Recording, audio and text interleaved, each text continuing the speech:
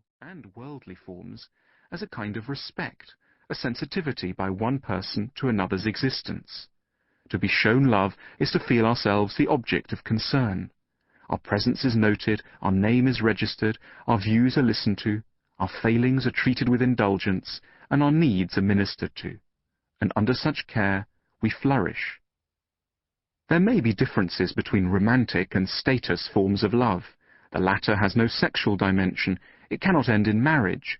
Those who offer it usually have secondary motives, and yet the beloved in the status field will, just like romantic lovers, enjoy protection under the benevolent gaze of others.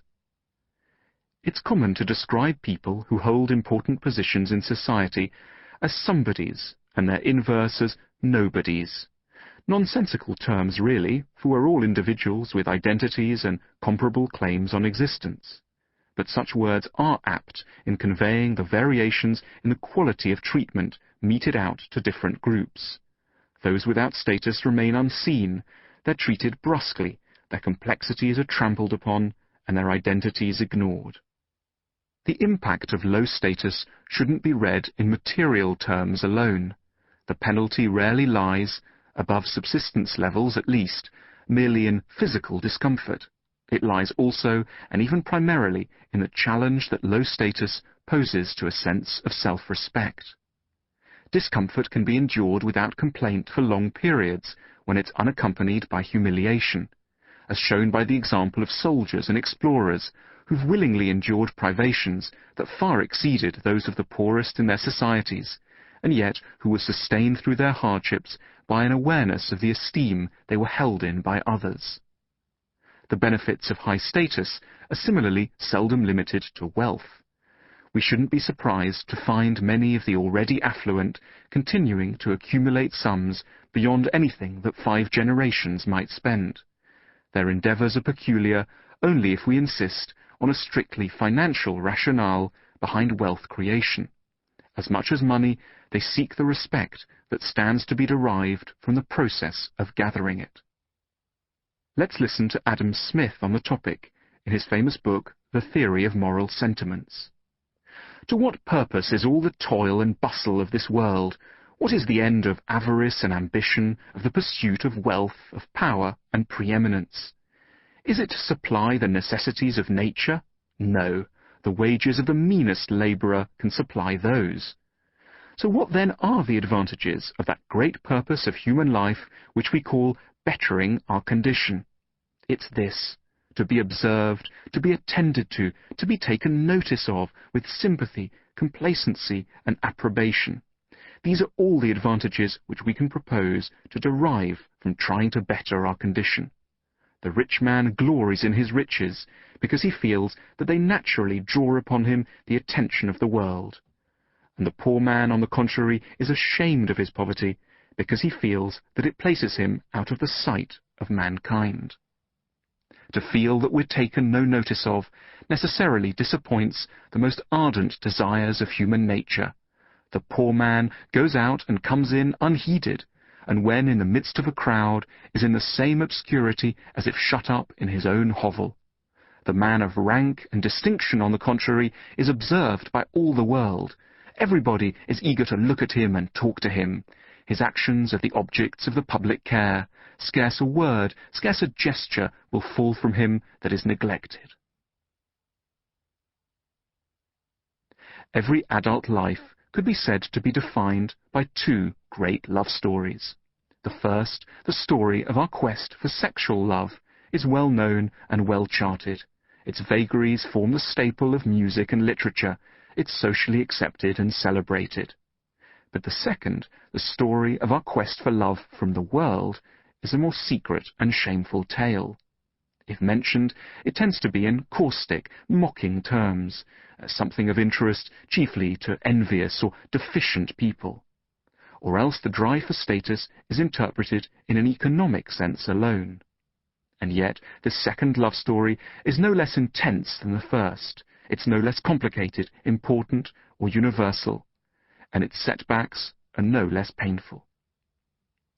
The American psychologist William James had a few words to say on this painful love story in his book The Principles of Psychology. He wrote, "No more fiendish punishment could be devised, were such a thing physically possible, than that one should be turned loose in society and remain absolutely unnoticed by all the members thereof. If every person we met acted as if we were non-existent, a kind of rage and impotent despair would well up in us, from which the cruelest bodily torture would be a relief." Why should being ignored drive us to rage and impotent despair? Principally because we're uncertain as to our own value, as a result of which what others think of us plays a determining role in how we're able to view ourselves. Our sense of identity is held captive by the judgments of those we live among. If they praise us, we develop an impression of high merit. And if they avoid our gaze as we enter a room, or look impatient after we've revealed our occupation, we may fall into feelings of self-doubt and worthlessness. We would, in an ideal world, be more impermeable. We would be unshaken whether we were praised or jeered at. If we'd carried out a fair appraisal of ourselves, another person's suggestion of our irrelevance wouldn't wound us. We would know our own worth. Instead, though, we appear to hold within ourselves a range of divergent views as to our characters. We have evidence of cleverness and stupidity, humour and dullness, importance and superfluity.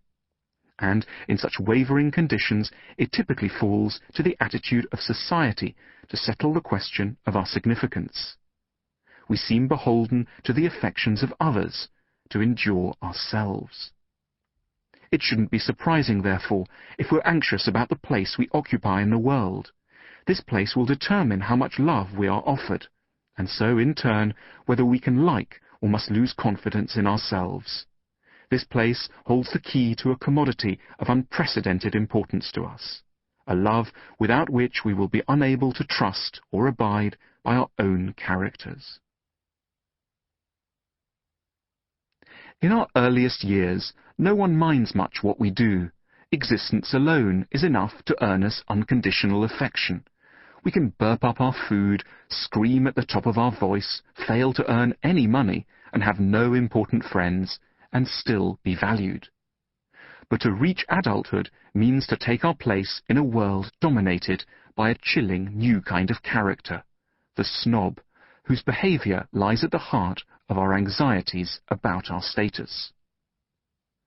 The word snobbery came into use for the first time in England during the 1820s. It was said to have derived from the habit of many Oxford and Cambridge colleges of writing sine nobilitate, without nobility, or s.nob, next to the names of ordinary students on examination lists, in order to distinguish them from their aristocratic peers.